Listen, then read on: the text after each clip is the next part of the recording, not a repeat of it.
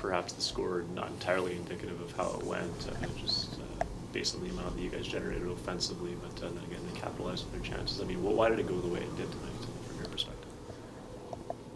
Well, it's kind of just, it felt like good old home. It's the way it's been here. It's been a tough go this year at home.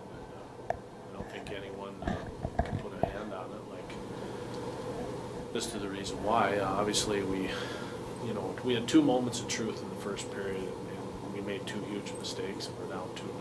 That's kind of been our MO at home. Like, we felt good about the way we managed games. Like, in the first period, I felt good. Like, I thought we carried the play, and we gave up a big rebound, and they buried that, and then the kid got stripped.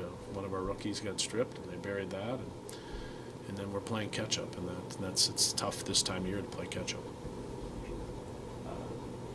Only 1 goal in the 39 shots, and goal scoring has obviously been an issue. You guys have had the injuries and the call-ups. Is there anything beyond that, just in terms of insight that you can bring to why it's been the way it's been that way?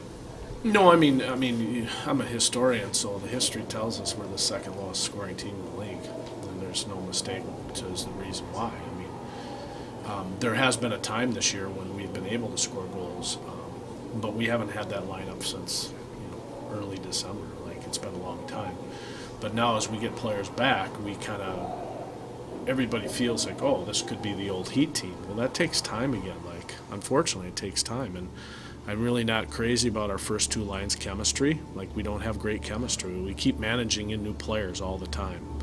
And as we manage in players and out players, like, it's been difficult. So our chemistry is off. Like, the one thing that could really help us at home is to generate 2 really good lines. And we could keep it that way for the rest of the year, 8 out of 10 games.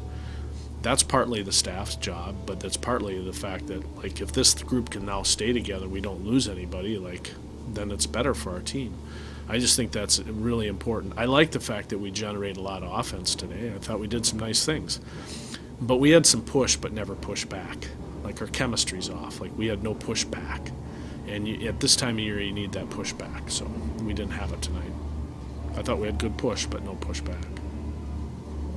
You talked about the rebound that ended up in the back of your net. Maybe just talk about Leland Irving tonight and his rebound control. Well, I thought beyond that one, I thought he struggled handling the puck. I thought he really struggled, and Leland has struggled for a while now. But he's our #1 goalie down here. No disrespect to Danny Taylor, he's done a really nice job for us, but Leland's our #1. And this time of year, whether you're in the National League or the American League or the East Coast League, you got to rely on your best players. And tonight again was another tough night for Leland to catch that puck. But we believe in him. We think that he can lead us to wins. It was just a tough night for him, but Leland's the type of guy. He's a very prideful guy, and he's been through a lot. There's a lot going on in that guy's life right now, and he's got to right that ship, and that's his job. It seemed like you guys might have a comeback in you after that early goal in the 3rd, and then the turnover that led to the breakaway. Just talk about that play. Well, we had changed our forecheck to start the 3rd. We changed how we were going to manage the game to generate some hopefully a different look to ourselves and feel different. We just mismanaged the puck. Like, that's just a forward who's back, and he didn't really, every player has a blind side. And so do all the people sitting in this room. Everybody's got a blind side.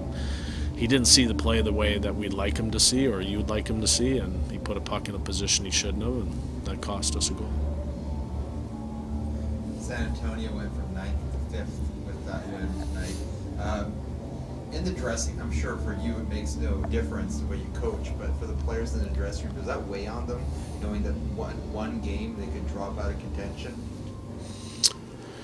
I think so. This is an interesting group, though. To what effects it has on it, I don't know. I would say that I've seen a different team on the road than I've seen at home. They're a resilient group on the road for whatever reason, and they haven't been that resilient at home. So to answer your question directly, I don't know if it affects them in there. It's a different group at home. I can tell you it affects them on the road, but for whatever reason here, like our ability to walk in the arena and have some focus and play the way we do on the road and versus at home, they're 2 different teams, and I think you guys feel that, and our record says that. I'm sure it stings them. There's a bunch of good people in there, but yet I couldn't tell you by their posture. Posture is everything to me, in their eyes, and their eyes and their posture don't tell me that they feel like they might have just dropped out of contention. Like, that's just the way they make me feel. Gentlemen, we're good. Coach, thank you. Thank you.